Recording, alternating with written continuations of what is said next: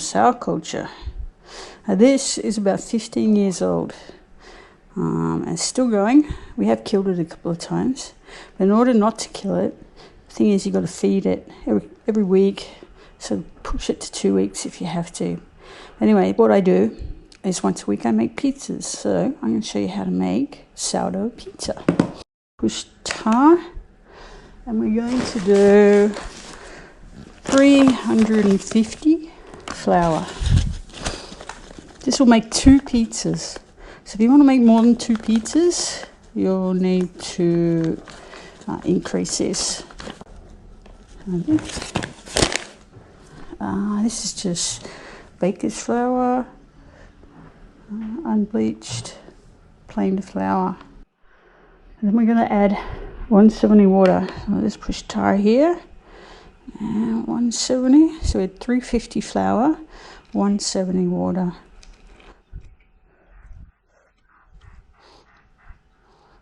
Our sourdough.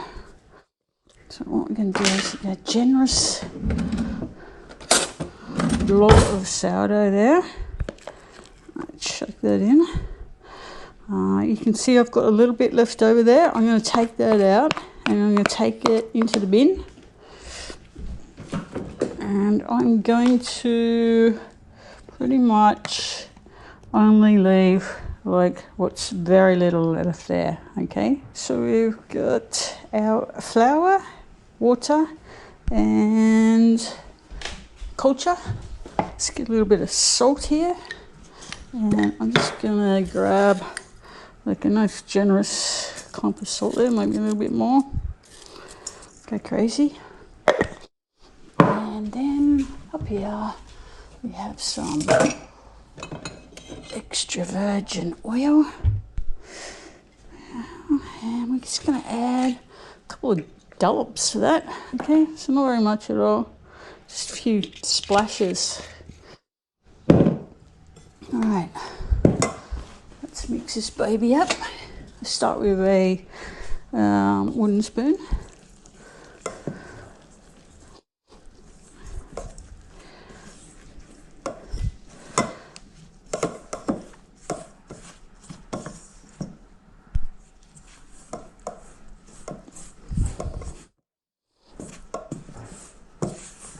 Okay, once we've sort of got that mix, this is the fun bit. We know I'll go in for hands.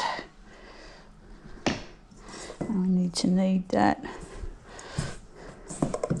until it's all really mixed in.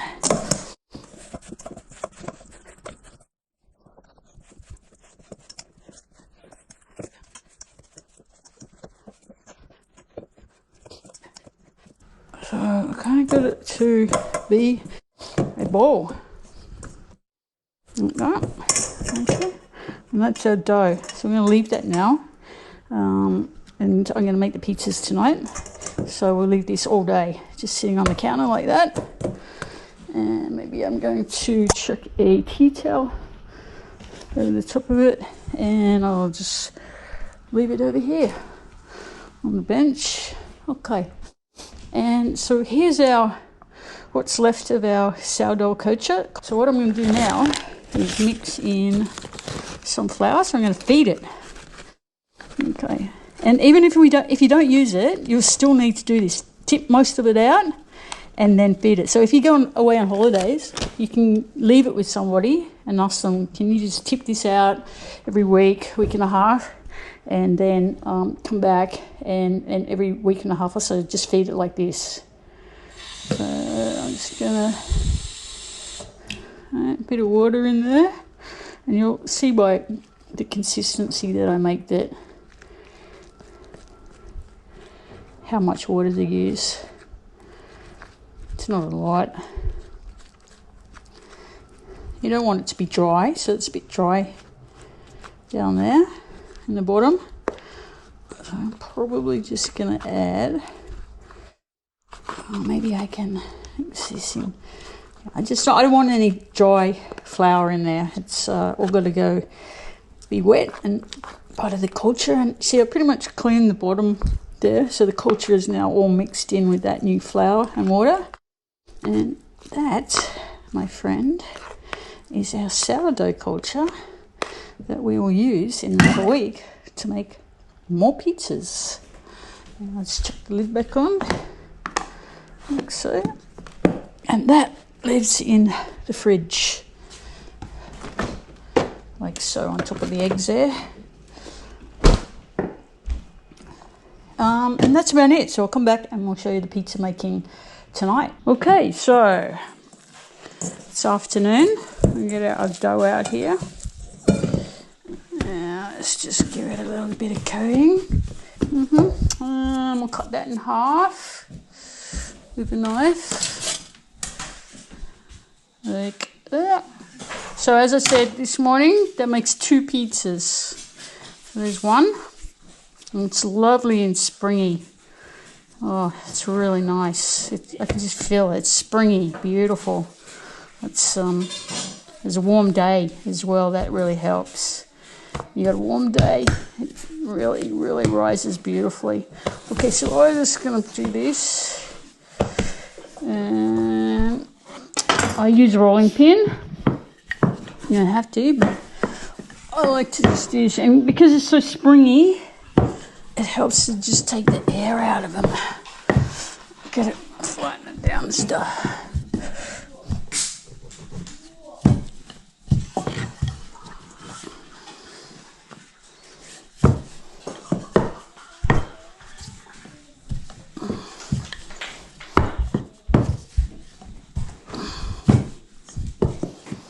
That's about the size of my pizza plate, which now brings us to the pizza plate. You want to start with the oven? Yeah, so I'll do. So this is one of the secrets, okay?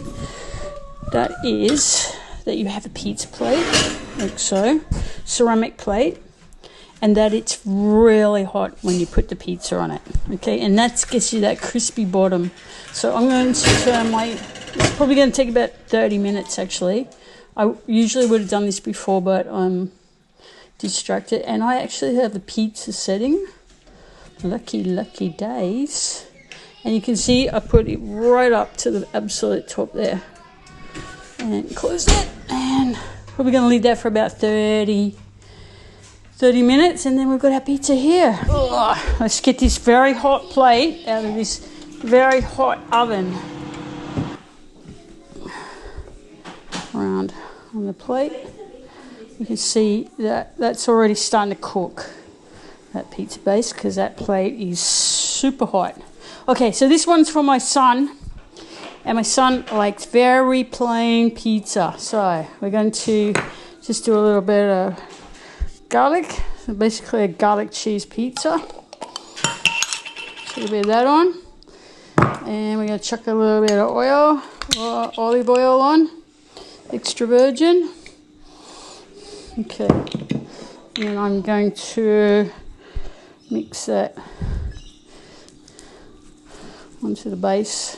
I mean, obviously at this point in time you can do anything you like.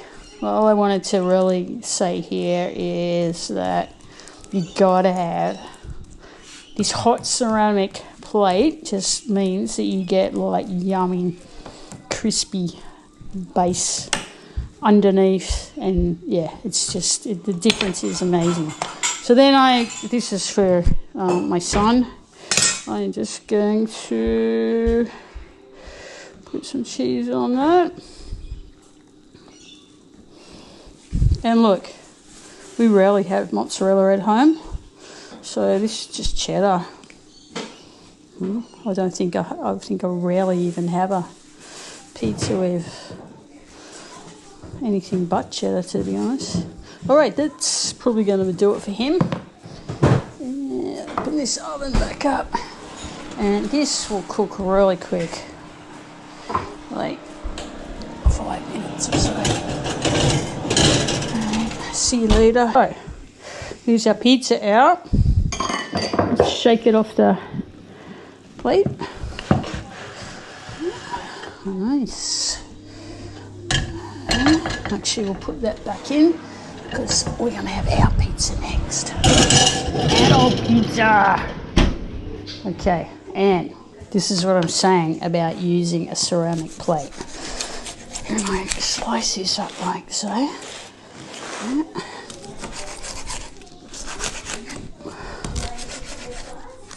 This is Julie's just garlic cheese pizza. We'll eat half of this, no worries. Okay, and let's just have a look. Alright, so that's that. And what we want to look at here, because this is what I always find is important too, that you have a cooked bottom. Look at that. Ouch, hot. Beautifully cooked base as well. That is a good pizza.